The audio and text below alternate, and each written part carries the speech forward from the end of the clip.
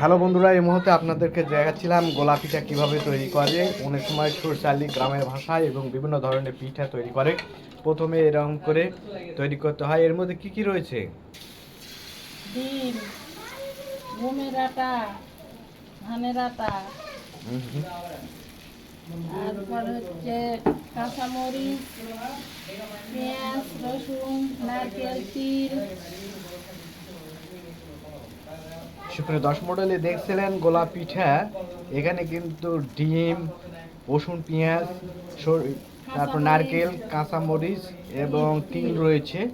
সকল কিছু মিশ্রিত করার পরে এরকম করে গোলা তৈরি করতে হয়। গোলা তৈরি করার পরে সেগুলো আবার সুন্দরভাবে গরম কয়রাতে সেখানে তেল দিয়ে ছেড়ে দিতে হবে। তেল দেওয়ার পরে সুন্দর করে দেখলেন আপনারা কলার পাতা অথবা কাঁঠালের পাতা দিয়ে সেগুলো কিন্তু সুন্দর করে লাগিয়ে দিতে হবে। তারপরে আস্তে আস্তে ধীরে ধীরে কিন্তু এরকম করে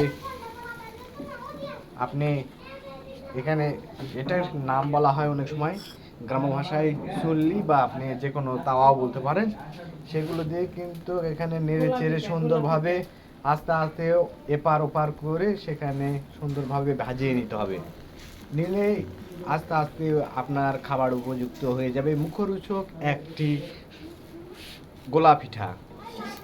এর মধ্যে দেখছিলেন সুস্বাদ এবং এবং মুখরোচক এই পিঠাটি আপনার উপযুক্ত হয়ে যাবে।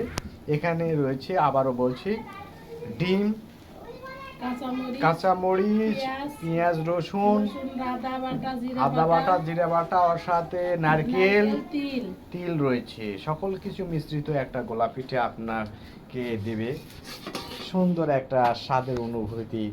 এই মুহূর্তে দেখছিলেন দর্শকবৃন্দ গোলা পিঠার দৃশ্য।